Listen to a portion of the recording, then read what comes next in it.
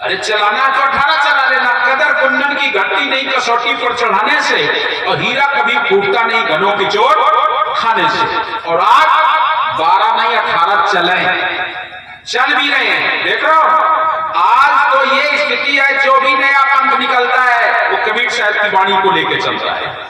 जितने देखना कबीर साहब की वाणी, बालियोगेश्वर जी महाराज, सतपाल जी महाराज, जय गुरुदेव बाबा, जितने भी मत चल रहे हैं, जितने भी मधु परमहंस जी महाराज, इतना ही नहीं राधा स्वामी, मैंने बता दिया जो भी निरंकारी मिशन राधा स्वामी और भी तमाम मत पंथ चल रहे हैं। ये बीच में भी आ गया रामपाल महाराज, ये कबीर साहब अपने का कबीरे बन गए, खुद करीब कबीर बन गए। बाबा जय गुरुदेव कबीर की वाणी सुनाते हैं पूरा का पूरा, जिसको देखो साहब कबीर की वाणी। और वैसे भी गद्दियों में गिनोगे तो बहुत सारी गद्दियां जिनसे आप परिचित नहीं, जैसे खसिया गद्दी, बड़िया गद्दी, पटुआ गद्दी, नदिया गद्दी, ये गद्दियां बन गई हैं। ये अपने अपने अलग अलग मत चला रहे हैं और सब कबीर साहब की बातें सुनाते हैं, सब कबीर साहब का ज्ञान सुनाते हैं। और एक बात बता दूं कि चाहे जितना बड़ा विद्वान हो, जब कोई उदाहरण देने का नंबर आता है तो साहब कबीर की साखियों का उदाहरण देता है। हर आदमी आज साहब कबीर को जानने का प्रयास करता है, समझने का प्रयास करता है। वो है सदगुरु कबीर साहब, वो है सदगुरु कबीर साहब। लेकिन हम लोग नहीं समझ पाते हैं। हम लोग सदगुरु कबीर साहब की उस शाखा से आते हैं, कोई मूल गद्दी वाला है, कोई कसिया वाला, कोई बढ़िया वाला, कोई कौनो वाला, कोई कौनो वाला, लेकिन हम उस गद्दी से आते हैं जिस गद्दी से स्वयं सदगुरु कबीर साहब ने अपने चरकमलों से हुक्का नाम साहब का तिलक किया और उन्हें गद्दी पर बैठाया। 1570 सारा चूड़ामणि गादी बैठाया।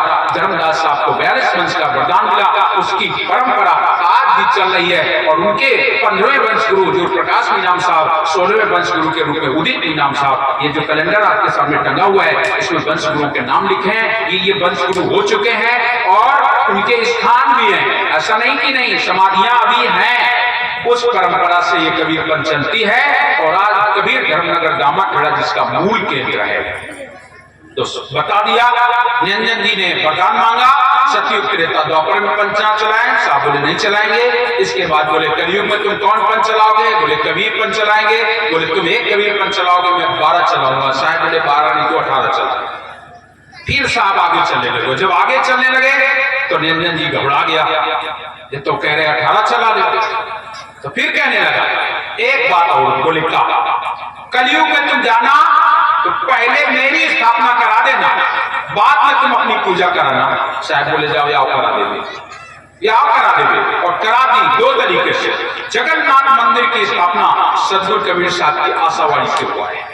आज जाकर के वहां देख सकते हो, आशावाड़ी है। और बाद में आपको जगन्नाथपुरी मंदिर मिलेगा समुद्र के तट पर, बिल्कुल नजदीक में, समुद्र के नजदीक में आशावाड़ी गड़ी हुई है। उस आशावाड़ी के कारण समुद्र आगे नहीं गया, और नहीं तो ये जगन्नाथपुरी का मंदिर 6 बार समुद्र तोड़ दिया था। 7वीं बार राजा ने हार मान ली, अब नहीं बनाएंगे। तब सदगुरु ने दर्शन दिए और बोले मंदिर बनवाओ। फिर मंदिर बना और जब पूजा का समय आया तो फिर से समुद्र लेके लहर चला। तब सदगुरु ने आशावाड़ी गाड़ी और वहीं पर आके समुद्र रुक गया। हाथ जोड़ करके समुद्र प्रणाम किया और बोले आप इनको मंदिर बनने देते हो, मेरा इनका बदला बाकी है। त्रेता युग में राम बन करके इन्होंने मेरे ऊपर श्वेत बंध बांधा था, आज पुल बांधा था, उसका बदला बाकी है, मुझे बदला दिया जाए। साहब बोले कोई बात नहीं, ये मंदिर बन जाने दो और जाओ तुम इसी लहर से उठो और जा करके द्वारिकापुरी को डुबा लो। और जाकर वो द्वारिकापुरी डुबाई गई और वो मंदिर बनकर तैयार हुआ। तो उन्होंने कहा मैं तुम्हारी पूजा करवा दूंगा, तो वो पूजा भी करा दी। आज उनकी पूजा होती है। साहब को तो हम ही लोग जानते हैं, दुनिया जगन्नाथ मंदिर को जानता है। इसके बाद हमारे यहाँ चौका आरती होता है। चौका आरती में भी जैसे चौका तैयार किया जाएगा तो पहले कलश की स्थापना होती है और हमारे दीवान लोग घर मालिक से पहले कहेंगे कलश पूजा करो, कलश पूजा करो। वहां पान सुपारी और जो भी पैसा होता है लोग रखवाते हैं, पूजन करवाते हैं। मैं आपसे निवेदन करता हूं कि आज निरंजन जी ने कहा मेरी पहले पूजा करवा देना। पहले पूजा करवाई हुई कलश पर 33 कोट देवता, 56 कोट भवानी के साथ, अष्टंगी के साथ स्वयं निरंजन जी वहां निवास करते हैं। इसलिए फिर से उनकी पूजा हुई। निरंजन जी फिर हाथ जोड़ दिए, बोले साहब बोले मैं जा रहा हूं। जा रहे हो, एक काम और कर दो। बोले क्या? बोले इतना और बता दो कि कौन सा तुम नाम दोगे संसार में वो नाम हमें बता दो, जिससे जब जीव आएगा उससे पूछूंगा नाम, तो वो नाम बताएगा, मैं उससे जाने दूंगा। साहब बोले अरे निरंजन तू बहुत बड़ा ठग है, दुनिया को ठगता है और मुझे भी ठग रहा है। सुन मेरी बात, नाम कहने की वस्तु नहीं है। ये जो नाम तुम्हें दिया गया है ये शरीर के बुलाने का नाम है, लेकिन जो मैं नाम दूंगा वो नाम कहने का नहीं होगा। नाम कहो तो नामो नहीं, नाम रहा माया के माही। जो नाम है वो माया में है, इसलिए मैं दूंगा सार शब्द, और वो कहने सुनने से परे है, कान सुनन की है नहीं। देखा देखी बात, और दूल्हा को दुल्हन मिली फीकी परी बारात। जिस दूल्हा को दुल्हन मिल जाए तो अच्छा बताओ का बारात निकला गीता।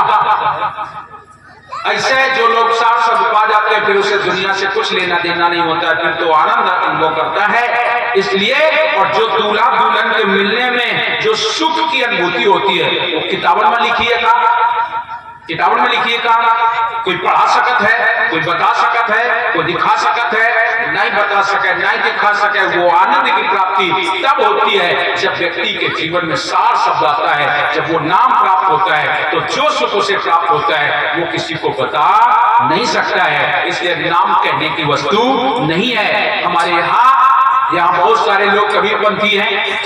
अब यो तो ना कहते कि सबका नाम याद हुई है, लेकिन कुछ जन का याद हुई है, कुछ लोगन के याद नहीं है। ये पक्का में विश्वास है कि सबका नाम याद नहीं है, लेकिन हम तुम लोगों से कुछ भी ना नहीं तो तुम कहीं हमारी बेइज्जती कर दी चाहिए। पर सच्चाई ये है कि जिनको भी नाम दिया गया है या जिन्हें भी वो नाम याद है वो ये नहीं बता सकते हैं कि वो नाम कौन भगवान के राय, कौन भगवान के नाम है का। भगवान राम, भगवान कृष्ण, भगवान शंकर, देवी देवता, खुदा, गॉड, इनके नाम है क्या तुम्हें? नाम नहीं, तुम्हारे पास कोई नाम नहीं। क्यों? हमारे यहाँ नाम दिया नहीं जाता है, नाम सुनाया नहीं जाता है। गुरु पैया लाखों नाम लखा दीजिए, हमारे यहाँ लखाया जाता है, हमारे यहाँ सुनाया नहीं जाता है। नाम कहने की वस्तु नहीं है, नाम को ध्यान में रखने की चीज है। उस नाम को ध्यान में रखिए, और वो नाम किसी भगवान का नहीं है बल्कि तुम्हारा खुद का नाम है, तुम्हारा खुद का नाम है। इसलिए कबीरपंथ में नाम जब दिया जाता है तो गाया जाता है, पायो निज नाम।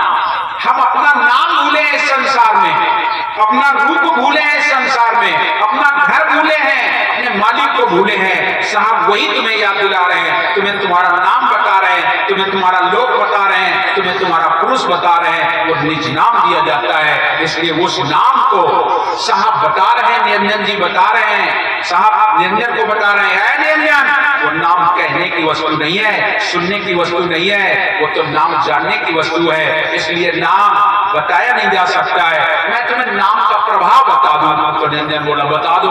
बताऊं? बोले जो जीव मेरा नाम लेके आएगा, नाम का प्रभाव समझो, क्या प्रभाव नाम का? जो जीव मेरा नाम लेकर आएगा तो तुम्हारा मुंह बंद हो जाएगा, क्योंकि तुम मुंह से ही सबको खा जाते हो, तुम्हारा मुंह बंद हो जाएगा। और जब मुंह बंद हो जाए तो अपना सिर झुका देना। मेरा हंस जो होगा तेरे सिर पर पैर रख करके मेरे लोक को आ जाएगा। सिर झुकाओगे तो, और नहीं झुकाओगे तो मेरा हंस तेरे सिर पर पैर रख करके मेरे लोक को आ जाएगा, मेरे सतलोक को आ जाएगा। काल के मत्थे पर धरो, काल के मत्थे पर धरो समृद्ध के उपदेश, और सदगुरु बां पसारियां तो ले चले अपने देश। साहब तुम्हें अपने देश ले जाएंगे। इसलिए हे निरंजन, मैं नाम सुना नहीं सकता, बता नहीं सकता। नाम कहने की वस्तु नहीं है, नाम सुनाने की वस्तु नहीं है। नाम तो नाम है। एक बेटा और बेटी को मिला देना, क्या नाम दोगे? तुम बोलो ना भाई। एक बेटा और बेटी को जब मिला दिया जाता है तो तुम लोग यहाँ कह देते हो कि पति पत्नी है, तो तुम तो कह दिन पति पत्नी है, लेकिन अंग्रेजी में तो हस्बैंड और वाइफ हो, तो उर्दू में तो कुछ और हो, तो अरबी में तो कुछ और हो। तो अच्छा बताओ, ये हस्बैंड वाइफ और जो घर वाली पत्नी और पति बन गए, कुछ और बन गए, लेकिन उसका जो सुख है उसको कैसे बताओगे? बता सकते हो ना? वैसे ही सदगुरु और सार शब्द जो होता है वो दिया जाता है तो उसका आनंद ही कुछ और होता है। वो हम देने आए इस लोक को, इस जीवों को देने आए कि जीव इस सार शब्द को पाए और अपने लोक निजाम परम धाम सतलोक को प्राप्त करे। तब निरंजन जी अपने हाथ जोड़ लिए और दोनों हाथ जोड़ करके साहब से विनय किए। दोनों बोले पुरुष वीर से, धर्मराय कर जोर, और तुम्हारे हंस न रोकियो दुहाई लाख करोड़, मैं तुम्हारे हंसों को नहीं रोकूंगा, जाने दूंगा।